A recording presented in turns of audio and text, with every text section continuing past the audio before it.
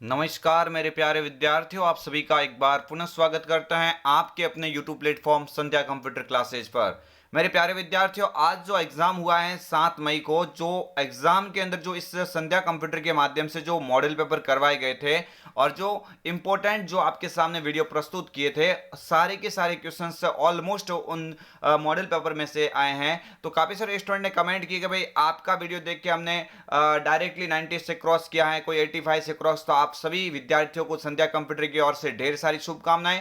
तो फ्रेंड्स, आप इसी तरह से इन 7 मई वाले स्टूडेंट के ऊपर थोड़ा विश्वास करके, जिनका एग्जाम 14 मई को है, तो मेरे प्यारे विद्यार्थियों वो स्टूडेंट अब तैयार हो जाइए, चैनल के साथ में जुड़ के आप भी कुछ करने वाले हैं बेहतरीन। यानी क्वेश्चन नंबर फर्स्ट आप सभी की स्क्रीन के सामने है। मैं ज्यादा टाइम नहीं लूंगा, आपके समक्ष भी मात्र 7 दिन का समय है। आज से देखें तो 7वें दिन तो आपका सीधा पेपर होगा। तो 14 मई वाले एग्जाम जितने भी स्टूडेंट हैं उन सभी से रिक्वेस्ट है कि आप इस चैनल को सब्सक्राइब कीजिए और जो भी इस चैनल के माध्यम से वीडियो आपके समक्ष आ रहे हैं उन वीडियो को अवश्य देखना।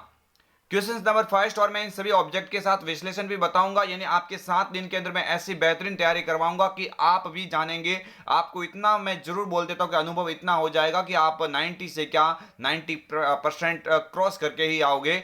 पहला क्वेश्चन से आपकी स्क्रीन के सामने, निम्न में से ऑपरेटिंग सिस्टम के कार्य है। आज ही ये क्वेश्चन बना था कि भाई ऑपरेटिंग सिस्टम क्या कार्य करता है, लेकिन क्वेश्चन बनने का तरीका थोड़ा अलग था। आप थोड़ा याद रखना भाई, यूजर और कंप्यूटर के बीच इंटरफेस करवाता है, एप्लीकेशन प्रोग्राम को रन भी करवाता है और मेमोरी मैनेजमेंट भी करता है। इसका मतलब इसका राइट आंसर क्या हो जाएगा, उपरोक्त सभी हो जाएगा। देखिए मेरे प्यारे विद्यार्थियों, ऑपरेटिंग सिस्टम की जब बात होती है तो आप इतना जरूर याद रख लेना, मैं इस थ्योरी कंटेंट के माध्यम से आपको और भी एक्स्ट्रा बताने की कोशिश कर रहा हूं। ऑपरेटिंग सिस्टम ये एक सिस्टम सॉफ्टवेयर का भाग होता है, कंप्यूटर संसाधनों का समन्वय करता है, यूजर और कंप्यूटर के बीच इंटरफेस प्रदान करता है और एप्लीकेशन प्रोग्राम को चलाता भी है। यह प्रोग्रामों का संग्रह है जो कंप्यूटर के इस्तेमाल से संबंधित अनेक तकनीकी विस्तारों का नियंत्रण करता है। ऑपरेटिंग सिस्टम कंप्यूटर प्रोग्राम का अत्यंत महत्वपूर्ण है, इसके बिना आपका कंप्यूटर किसी भी काम का नहीं होता है। यानी आपके अगर सिस्टम के अंदर, कंप्यूटर के अंदर ऑपरेटिंग सिस्टम नहीं है तो आपका सिस्टम प्रॉपर वे से कभी काम ही नहीं कर पाएगा। इसके अलावा यूटिलिटीज के बारे में भी आप थोड़ा अवश्य याद रखना। यूटिलिटी को सर्विस प्रोग्राम के नाम से जाना जाता है। यह कंप्यूटर का संसाधनों के प्रबंधन संबंधित कार्य करता है। इसके अलावा डिवाइस ड्राइवर का एग्जाम में क्वेश्चन बन जाता है, तो आप अवश्य याद रखना कि ये स्पेशलाइज्ड प्रोग्राम होते हैं जो विशेष इनपुट व आउटपुट डिवाइस को शेष कंप्यूटर सिस्टम के साथ संसार करने की अनुमति देता है। सर्वर की जब बात हो जाए तो आप इतना याद रख लेना, यह अलग उपयोगकर्ता से प्राप्त अनुरोध के अनुसार अलग अलग कार्यक्रमों को चलाने में सक्षम होता है। तो मेरे प्यारे विद्यार्थियों, एक क्वेश्चन के अंदर मैंने काफी सारा कंटेंट आपको ऑलरेडी दे दिया है। आई होप आप क्वेश्चन को अच्छे से समझे होंगे। क्वेश्चन नंबर 2 के अंदर बात हो रही है, निम्न में से वह कौन सा वेब ब्राउजर है जो विंडोज 10 के साथ में डिफॉल्ट रूप से इस्तेमाल किया जाता है। मेरे प्यारे विद्यार्थियों, विंडोज 10 के साथ में डिफॉल्ट रूप से इस्तेमाल होने वाला जो वेब ब्राउजर आपके एग्जाम में कई बार पूछा जा चुका है, माइक्रोसॉफ्ट एज हो जाएगा। जैसे आज के एग्जाम में क्वेश्चन था ये गूगल क्रोम का कि भाई गूगल क्रोम किसके द्वारा विकसित किया गया है, तो आपको याद रखना है गूगल क्रोम को गूगल कंपनी ने बनाया है। तो यहां पे फिलहाल के लिए आंसर ऑप्शन ए हो जाएगा, लेकिन आज का क्वेश्चन इस तरह से भी आया है। तो मेरे प्यारे विद्यार्थी, एक क्वेश्चन ये भी आया था कि भाई निम्नलिखित में से कौन सा वेब ब्राउजर है, तो 3 ऑप्शंस दिए हुए, तो वहां पे उपरोक्त सभी, यानी इससे एक क्वेश्चन में से कम काफी सारे क्वेश्चन आज के भी मॉडल पेपर आज के एग्जाम में देखने को मिले हैं। नेक्स्ट आप देख सकते हैं, इसी के साथ में विश्लेषण काफी बेहतरीन मैं कंटेंट के सामने आपके समक्ष उपलब्ध करवा रहा हूं।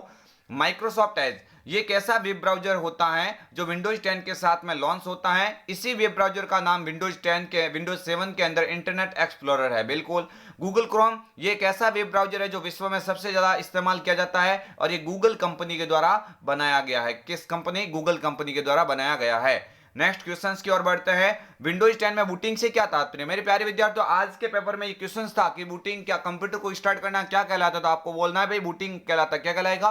बूटिंग कहलाएगा। तो आपको याद रखना है कंप्यूटर को स्टार्ट करना ही बूटिंग कहलाता है। यानी ऑप्शन ए है ना, ये इसका क्या हो जाएगा, करेक्ट आंसर हो जाएगा। बिल्कुल मेरे प्यारे विद्यार्थियों, आज तो मैं मॉडल पेपर आपके समक्ष ये पेश कर रहा हूं, इसमें कंटेंट भी दे रहा हूं, तो आप थोड़ा इसको अवश्य याद रख के जाना। बूटिंग के जब आप एग्जाम में बात हो जाती है मेरे प्यारे विद्यार्थियों, बूटिंग क्या होता है?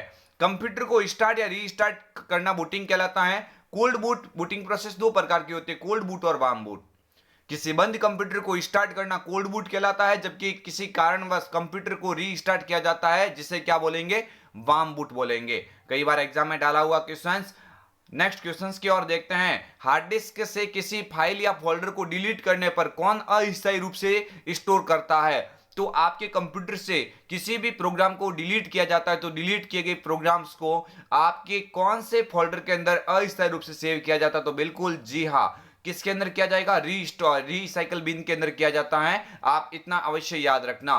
देखिए, अगर आप शिफ्ट के साथ में डिलीट करते हो ना, यानी शिफ्ट के साथ में अगर डिलीट दबाते हो ना, शिफ्ट के साथ में डिलीट दबाने से किसी भी फाइल को परमानेंटली डिलीट किया जा सकता है। देखिए, रिसाइकल बिन के बारे में और भी मैंने कंटेंट डाला है। तो रिसाइकल ये एक आइकन उन फोल्डर और फाइलों को अस्थायी रूप से संग्रहित करता है जिन्हें आप डिलीट कर चुके हैं। सिस्टम ट्रे की बात हो रही है। टास्क बार का एक छोटा सा भाग होता है जिसमें चल रहे प्रोग्राम को रन किया जाता है और डेट एंड टाइम भी यहाँ पे शो होती है। बिल्कुल, टास्क बार की बात हो जाती है, डेस्कटॉप के सबसे नीचे वाली एक डंडाकृति आकार में होती है, जहां स्टार्ट मेन्यू दिखाई देता है ना, उसी को टास्क बार कहा जाता है। नेक्स्ट बढ़ते हैं आगे वाले क्वेश्चंस की ओर। किसी कंप्यूटर के स्टार्ट होने पर दिखने वाली स्क्रीन को क्या कहा जाता है? आप जब कंप्यूटर को स्टार्ट करते हैं तो जो फर्स्टली जो स्क्रीन दिखाई देती है उसको किस नाम से जाना जाता है? डेस्कटॉप कहा जाता है। क्या बोलेंगे? डेस्कटॉप के नाम से जान सकते हैं। देखिए, मैं और भी कंटेंट जो भी था ऑब्जेक्ट के रूप में मैं इन सभी को आपके समक्ष सॉल्व करवा रहा हूं। डेस्कटॉप, कंप्यूटर पर सर्वप्रथम खुलने वाली स्क्रीन को डेस्कटॉप कहा जाता है। अवश्य याद रखना। शॉर्टकट आइकन किसे कहते हैं? ये छोटे आइकन होते हैं जिन्हें निचले बाएं कोने में तीर के आकार से दर्शाया जाता है, और जैसे प्रोग्राम, डॉक्यूमेंट, प्रिंटर इत्यादि के रूप में। माई कंप्यूटर, ये एक आइकन आपके कंप्यूटर से जुड़े स्रोतों को ब्राउज करता है। यह भी आप अवश्य याद रख लेना। नेक्स्ट क्वेश्चन नंबर 6 है कि निम्नलिखित में से कौन सा GUI आधारित ऑपरेटिंग सिस्टम नहीं है? आपको बताया था कि OS होता है, दो तरह से डिवाइड होता है, GUI पे भी होता है और CUI पर भी होता है या CLI पर भी होता है। तो आपको याद रखना, इसने यही पूछा कि GUI पर आधारित कौन सा नहीं है। तो आपको याद रखना भाई, लिनक्स तो होता है, विंडोज 10 भी होता है, MS DOS या XP, तो XP भी होता है, लेकिन MS DOS है ना, ये GUI पर आधारित नहीं होता, ये तो CUI के ऊपर आधारित होता है। यानी MS DOS और एक नाम आपको मिल जाएगा यूनिक्स। ये MS DOS और यूनिक्स दोनों ऐसे ऑपरेटिंग सिस्टम है जो CLI पर कार्य करता है। देख लो, मैं और भी समझा देता हूं।